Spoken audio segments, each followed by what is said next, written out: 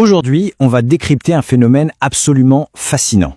Comment une communauté entière parvient à prospérer à l'échelle mondiale et à brasser des millions, tout cela sans jamais mettre les pieds dans une école de commerce classique. C'est l'histoire des communautés Bamileke et des Grassfield du Cameroun. Une combinaison unique de traditions qui en a fait l'une des cultures entrepreneuriales les plus redoutables de toute l'Afrique.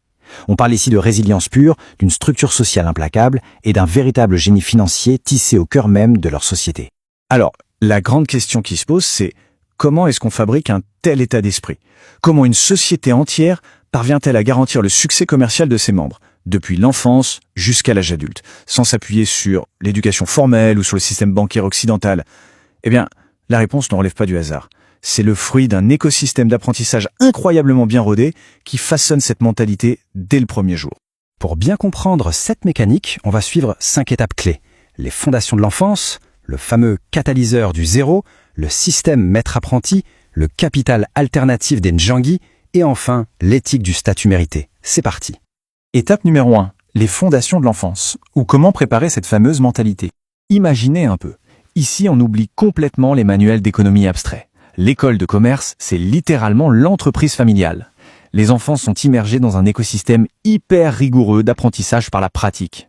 Ce n'est pas juste donner un coup de main de temps en temps pour faire plaisir aux parents, non. C'est un véritable cursus informel. Les enfants sont socialisés dans le commerce dès leur plus jeune âge, ce qui forge un esprit d'entreprise redoutable, bien avant que la plupart d'entre nous ne commencent à réfléchir à une carrière. En fait, ces jeunes ne restent pas les bras croisés, ils mettent directement les mains dans le cambouis. De la gestion physique des marchandises jusqu'aux petites transactions quotidiennes, chaque tâche a un but précis. Ils font du calcul mental à la volée, apprennent à négocier sur les marchés locaux et évaluent les risques en temps réel.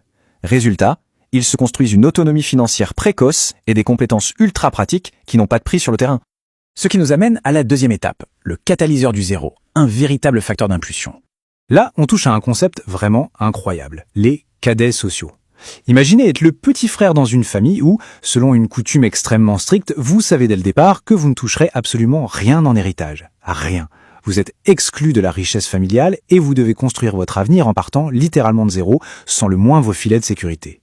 Et tout ça à cause de ce simple chiffre 1. Sous ce système implacable, il n'y a qu'un seul successeur masculin choisi. Cet unique héritier rafle toute la mise, les possessions, les terres et le titre de chef de famille.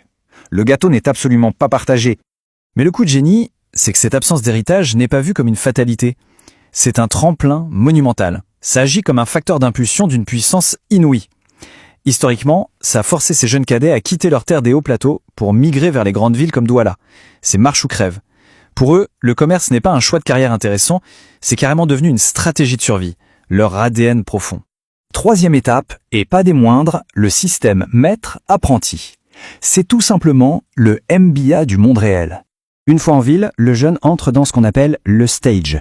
Et attention, c'est l'école de la dure, une épreuve d'endurance sur environ 10 ans. La première année, c'est l'humilité absolue. On nettoie la boutique, on fait les tâches ingrates.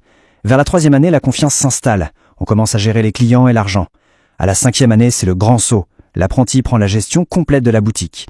Et tout ça culmine à la 10e année. C'est l'heure de l'indépendance. C'est un cycle d'une logique redoutable. Du placement initial au stage intensif, jusqu'au Graal absolu, la libération.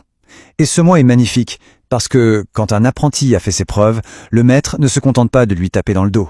Il lui loue une nouvelle boutique et lui fournit le capital de départ pour lancer sa propre affaire. C'est littéralement un incubateur d'entreprise perpétuel qui se reproduit de génération en génération. Ce qui nous amène directement à l'étape 4, les Ndjangis ou le capital risque alternatif. Une fois la boutique ouverte, comment on finance la croissance? Parce que historiquement, les banques classiques étaient inaccessibles ou vues avec beaucoup de méfiance. La solution, le Ndjangi ou la tontine. C'est un système de crédit rotatif, mais avec une particularité fascinante. Comment on fait de la haute finance sans contrat formel? C'est simple. Tout repose sur une confiance et une responsabilité communautaire absolue. Ici, la confiance n'est pas un joli concept, c'est la monnaie d'échange la plus précieuse. C'est fou d'opposer ça à nos banques traditionnelles, souvent lourdes et bureaucratiques. Dans le système des Ndjangis, pas besoin de remplir 100 pages de paperasse ou d'hypothéquer votre maison. Votre réputation personnelle, c'est votre code de crédit. Toute la communauté se porte garante de votre intégrité. Et croyez-moi, la puissance de frappe de ce système est colossale. Les Ndjangis fonctionnent comme un véritable fonds de capital risque. Des membres de confiance obtiennent des capitaux énormes sans le moindre intérêt usurière.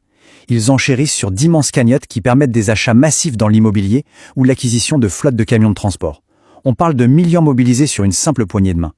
Et aujourd'hui, cet écosystème incroyable relie même les réseaux de la diaspora à travers le monde entier pour coordonner des approvisionnements internationaux. C'est magistral.